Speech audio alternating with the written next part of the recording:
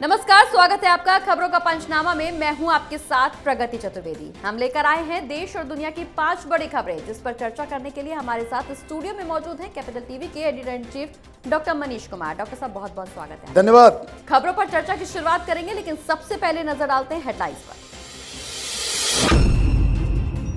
गुजरात में बीजेपी ने जारी किया संकल्प पत्र, 5 साल में 20 लाख रोजगार, छात्राओं को स्कूटी का किया वादा। पूर्व मुख्यमंत्री शंकर सिंह वाघेला ने रामलला पर की थी विवादित टिप्पणी, हमलावर हुई बीजेपी। शराब घोटाला मामले में ईडी का बड़ा बयान, कहा किसी को नहीं दी गई क्लीन चिट, जांच अभी भी है जारी। सत्येंद्र जैन को एक और तगड़ा झटका, कोर्ट ने याचिका पर कोई भी आदेश जारी करने से किया इनकार, लीक वीडियो टेलीकास्ट पर रोक के लिए डाली गई थी याचिका। मुंबई हमले की 14वीं बरसी आज, हमले में जान गंवाने वाले शहीदों को देश कर रहा याद।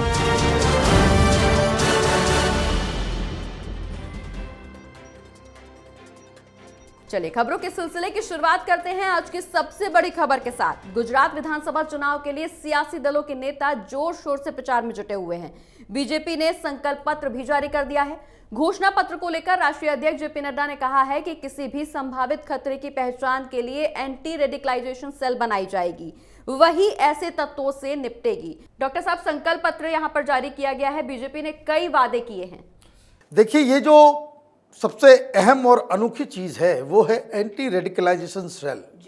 अब इस सेल का काम क्या होगा? ये सेल उस तरीके से काम करेगा कि समाज के अंदर कहीं कोई जिहादी तो नहीं बन रहा, नक्सली तो नहीं बन रहा, कहीं लोगों के ब्रेन वॉश तो नहीं किए जा रहे, कहीं विदेश के साथ मिलकर पाकिस्तान चीन के एजेंट की तरह काम करने वाले लोग हमारे समाज में एक्टिव तो नहीं है।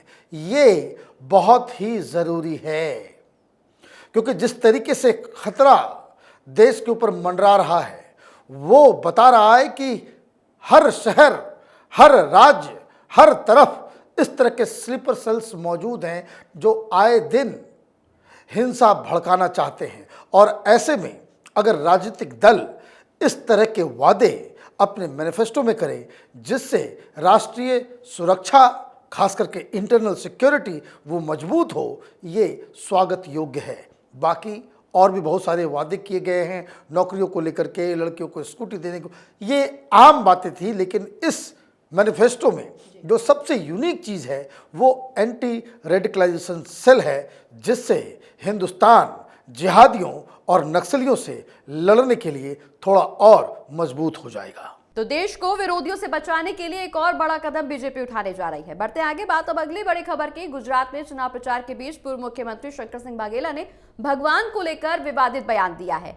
वाघेला के बयान को लेकर राजनीतिक पारा हाई हो गया है। आपको यह भी बता दें कि उन्होंने बयान क्या दिया है। उन्होंने रामलला पर विवादित टिप्पणी की है। उन्होंने कहा है कि राम की मूर्ति ही तो है, कहीं भी रख दो। इस पर अब बीजेपी ने आपत्ति जताई है। डॉक्टर साहब, वाघेला के इस विवादित बयान के बाद राजनीति एक बार फिर से गर्मा गई है। देखिए, कांग्रेस पार्टी की आदत हो गई है कि वो बैठे बिठाए भारतीय जनता पार्टी के हाथ एक मुद्दा थमा दी जाती है। आपको याद होगा 2014 में जब चुनाव हो रहे थे, चाय वाला कह दिया। अब वो चाय ऐसा सिंबल बन गया कि कांग्रेस पार्टी कहीं की नहीं रही। अब आप चुनाव के मुहाने पे खड़े हैं, आपको मालूम है कि भारतीय जनता पार्टी राम मंदिर को लेकर कितना ज़्यादा लोगों के बीच पॉपुलर है। लोग राम मंदिर का क्रेडिट भारतीय जनता पार्टी, प्रधानमंत्री मोदी, योगी आदित्यनाथ को देते हैं।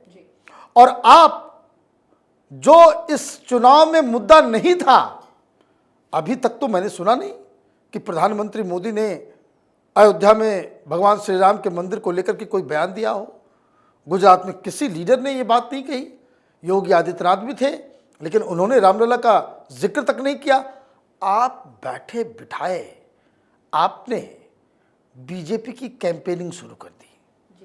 कांग्रेस पार्टी, राहुल गांधी, ये तमाम लोग जाने अनजाने में कुछ ऐसा जरूर कर जाते हैं जिससे भारतीय जनता पार्टी को फायदा हो जाता है। अब रामलला टेंट में रहेंगे, ये बात भारतीय जनता पार्टी और हिंदू संगठन ये गुजरात में अलग अलग जगहों पे जाकर के कहेगी। तो कांग्रेस पार्टी की क्या फजीयत होने वाली है। मुझे लगता है कि कांग्रेस पार्टी विचारधारा विहीन हो चुकी है। स्ट्रेटजी नाम की कोई चीज़ नहीं है। किस लीडर को क्या बोलना है, क्या नहीं बोलना है, ये सब एनार्की हो रहा है वहाँ पे, और इसका फायदा भारतीय जनता पार्टी उठा रही है। तो वाघेला के इस विवादित बयान से राजनीतिक पारा फिर हाई हो गया है। बढ़ते आगे बात अब अगली बड़ी खबर की, जहां शराब घोटाला मामले में सीबीआई ने चार्जशीट फाइल कर दी है, जिसमें मनीष सिसोदिया का नाम नहीं होने पर अरविंद केजरीवाल का कहना है कि सीबीआई ने मनीष सिसोदिया को क्लीन चिट दे दी है। लेकिन अब ईडी ने यह साफ कर दिया है कि किसी को क्लीन चिट नहीं दी गई है, जांच अभी भी जारी है। डॉक्टर साहब केजरीवाल कह रहे थे कि सीबीआई ने क्लीन चिट दे दी है मनीष सिसोदिया को, लेकिन अब ईडी ने साफ कर दिया कि जांच अभी भी जारी है। देखिए, मैं बार बार कहता हूं, Arvind Kejriwal is a pathological liar. झूठ बोले इनका खाना नहीं पचता है। भाई सीबीआई ने चार्जशीट दायर की, मनीष सिसोदिया का नाम नहीं है। क्यों नहीं नाम? सीआरपीसी 173, जिसमें ये मैंडेटरी है इन्वेस्टिगेटिंग एजेंसी सीबीआई ईडी के ऊपर कि अगर आप किसी को गिरफ्तार कर लेते हो तो 60 दिन के अंदर आपको चार्जशीट देनी है। मनीष सिसोदिया गिरफ्तार हो गया क्या? और ये जो चार्जशीट दी जाती है कि अगर कोई ऑन गोइंग इन्वेस्टिगेशन चल रही है, जांच हो रही है और 60 दिन पूरा हो गया, तो एजेंसी क्या करती है कि एक प्रिलिमिनरी चार्जशीट डाल देती है और चार्जशीट में लिख देती है कि हम सप्लीमेंट्री चार्जशीट भी डालेंगे, क्योंकि ये जांच अभी चल रही है। तो अभी तो जांच चल रही है और ये चार्जशीट 7 लोगों के लिए है। टोटल आरोपी कितने हैं? 15। 7 जो गिरफ्तार हो चुके हैं, जिनको ऑलरेडी पूछताछ की जा चुकी है, जो जेल के अंदर है, तो उनके लिए 60 दिनों में चार्जशीट डालनी थी, तो वो डाला गया। लेकिन अब इस चीज को लेकर के केजरीवाल उतर गए मैदान में कि देखिए सब कुछ 500 जगह पे रेड मार दिया, इतने टाइम लगा दिए, इतने अधिकारी पीछे लग गए, लेकिन फिर भी एक भी सबूत नहीं मिला। सबूत मिलेगा। और ये प्रेस कॉन्फ्रेंस करने के बाद सीबीआई को सामने आना पड़ा और कहना पड़ा कि देखिए अभी किसी को क्लीन चिट नहीं है और क्लीन चिट नहीं मिली है, हम आगे भी डालेंगे और मनीष सिसोदिया से भी अभी जांच पड़ताल चलेगी। अभी तो सीबीआई ये बात कह करके हटती ही है कि ईडी का एक और के द्वारा एक और खबर डाल दी जाती है कि अभी ईडी की जांच जारी है और मनीष सिसोदिया शक के दायरे से बाहर नहीं हुए हैं, कोई क्लीन चिट नहीं मिली है। अरविंद केजरीवाल नियम कानून सब जानते हैं और ये जानते हुए जनता को बेवकूफ बनाने के लिए इस तरह का कुतर्क देते हैं।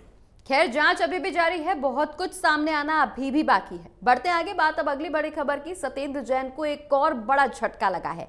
सत्येंद्र जैन ने राउज एवेन्यू कोर्ट में जेल के सीसीटीवी फुटेज का वीडियो मीडिया में लीक नहीं होने को लेकर याचिका दाखिल की थी। मांग की थी कि कोर्ट लीक वीडियो के प्रसारण पर रोक लगाने का आदेश जारी करे, लेकिन अब कोर्ट ने याचिका पर कोई भी आदेश जारी करने से इनकार कर दिया है। डॉक्टर साहब, सत्येंद्र जैन को एक और बड़ा झटका लगा है, कोर्ट से यह झटका लगा है। देखिए, सत्येंद्र जैन जेल के अंदर है जी। बार बार केजरीवाल की तरफ से यह पूछा जाता है कि भाई किस आरोप में खामखा फंसा दिया गया, बेल मिल नहीं रही है, कोर्ट की तरफ से क्या आदेश आया, कोर्ट क्या बता रही है, कोर्ट क्या, जज साहब क्या कह रहे हैं अपने आदेश में? वो ये कह रहे हैं कि प्राइमा फेसी केस है, इसने फर्जी कंपनी शेल कंपनियों के साथ मिलकर मनी लॉन्ड्रिंग का कुकृत्य किया है। अब बहानेबाजी भी करनी है तो चले गए पहले कि भाई खाना जैन है, इनको धर्म के मुताबिक उनको खाना मिलना चाहिए, मतलब मेवा मिष्ठान आना चाहिए, क्योंकि वीडियो आ गया। अब कैसे जवाब दिया जाए? तो वो तो आपको सही साबित करना पड़ेगा कि भाई ये जेल मैनुअल के हिसाब से किया गया है, तो ये बहानेबाजी अलग। अब सीसीटीवी के फुटेजेस आने लग गए।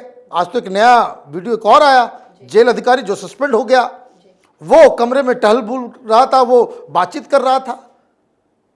कानून की धज्जियां उड़ाकर रख दी है इसने, और बेशर्मों की तरह जो इनडिफेंसिबल है, जिसको डिफेंड नहीं किया जा सकता, उसको डिफेंड करने में जुटे हुए हैं।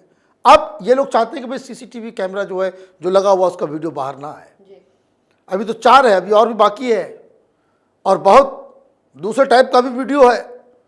ये सब बाहर आएगा तो और बदनामी होगी, इसलिए कोर्ट में जाकर के दरवाजा खटखटाने की मीडिया को गैग किया जाए। कह रहे हैं हाई कोर्ट भी जाएंगे अब हाई कोर्ट तो चले गए, हाई कोर्ट भी चले गए, लेकिन दिक्कत क्या है कि कोर्ट हिंदुस्तान के लोगों के जो राइट टू इंफॉर्मेशन है और जो अभिव्यक्ति की आज़ादी है उसको निरादर नहीं करेगा, और इसलिए ये वीडियोस आते रहेंगे, लोग देखेंगे भी, और लोगों को देखना भी चाहिए कि जो व्यक्ति खुद को कट्टर ईमानदार कहता है उसके मंत्री किस तरह से जेल के अंदर गुलछर्रे उड़ा रहे हैं। खैर, कोर्ट का दरवाजा एक के बाद एक खटखटाने की तैयारी कर रहे हैं सत्येंद्र जैन। कहीं ऐसा ना हो कि अब अगला कदम भी उन्हें उनकी मुंह के खाने पर मजबूर कर दे। बढ़ते आगे बात अब 5वीं बड़ी खबर की। मुंबई में 26 नवंबर 2008 को हुए आतंकी हमले की आज 14वीं बरसी है। इस आतंकी हमले में आतंकियों ने 160 से ज्यादा लोगों की जान ले ली थी। डॉक्टर साहब, 14 साल हो गए मुंबई हमले को। आज भी जब उस चीज को याद किया जाता है, उस हमले को याद किया जाता है, मन सिहर उठता है। मन तो सिहर उठता है, लेकिन एक बात याद रखिए, अगर ये कसाब नाम का आतंकी जिंदा पकड़ा नहीं गया होता तो ये कांग्रेस वाले, ये दलाल पत्रकार, ये सेकुलर ब्रिगेड, ये लेफ्ट लिबरल कबाल, ये लोग साबित कर दिए होते कि भाई ये हिंदू संगठनों के द्वारा हमला किया गया है। ये भूलना नहीं चाहिए कि पाकिस्तान के जियो टीवी ने इस कसाब के घर का पता निकाल लिया, उसके परिवार वालों को दुनिया के सामने लाकर खड़ा कर दिया। अन्यथा ये हिंदुस्तान में ये दिग्विजय सिंह जैसे लोग, ये कांग्रेसी, ये महेश भट्ट, एक ये सहारा का पहले उर्दू अखबार सहारा का जो निकलता था उसका एडिटर अजीज बर्नी, उसने किताब तक लिख दी, मुंबई हमला आरएसएस की साजिश। और किताब के विमोचन में खुद बड़े बड़े लोग, ये दिग्विजय सिंह तो महेश भट्ट, ये लोग कह रहे थे कि हिंदू आतंकवाद है। मतलब ये साजिश, ये सेकुलर ब्रिगेड पाकिस्तान की आईएसआई के साथ मिलके इन लोगों ने रची थी कि भाई हमला भी करवा देंगे, और जिस हिसाब से सारे आतंकियों के हाथ में वो कलावा, वो नाम, मैं तो देख रहा था कि जब अटैक चल रहे थे उस दौरान ही पाकिस्तान के टेलीविजन चैनल के ऊपर यह बताया जा रहा था कि ये जो लड़का पकड़ाया है उसका नाम अमर सिंह है, मेरठ के पास का रहने वाला है। और वही बातें हिंदुस्तान में ये सेकुलरिज्म का धंधा करने वाले लोग बता रहे थे कि भाई ये आरएसएस की साजिश है। तो ये मुंबई हमला एक बहुत बुरा, इसको कह सकते हैं कि बुरी घटना, इतने सारे लोगों की मौत, लेकिन साथ ही साथ ये ऊपर वाले की कृपा रही कि एक आतंकी जिंदा पकड़ा गया, नहीं तो पूरा हिंदू समाज बदनाम हो गया होता। और तो और इस घटना से एक और लेसन हमें लेना चाहिए कि अपने आप को सेकुलर कहने वाली सरकार यूपीए ओबामा ने जब मनमोहन सिंह से पूछा था कि जब मुंबई हमला हुआ आपने पाकिस्तान के खिलाफ कोई एक्शन क्यों नहीं लिया, मनमोहन सिंह ने कहा कि अगर पाकिस्तान के खिलाफ हमने कोई एक्शन लिया होता तो मुसलमानों के अंदर गलत मैसेज चला गया होता। मतलब वोट बैंक की राजनीति के तहत इन तमाम दलालों ने पाकिस्तान के साथ मिलकर ये साजिश रची। ये कहने में और ये निष्कर्ष निकालने में कोई गुरेज नहीं है। बिल्कुल, मुंबई हमला भारतीय इतिहास का वो काला दिन है जिसे कोई चाह कर भी नहीं भुला सकता। बहुत बहुत शुक्रिया डॉक्टर साहब ये तमाम जानकारी के लिए। धन्यवाद। ऐसे ही खबर से अपडेट रहने के लिए और एनालिटिकल खबरों को देखते रहने के लिए कैपिटल टीवी आप देखते रहिए। अगर आपको हमारा ये वीडियो पसंद आया हो तो इसे लाइक करें, शेयर करें, और अगर आप कैपिटल टीवी पर नए हैं तो इसे सब्सक्राइब करना बिल्कुल ना भूलें। जय हिंद।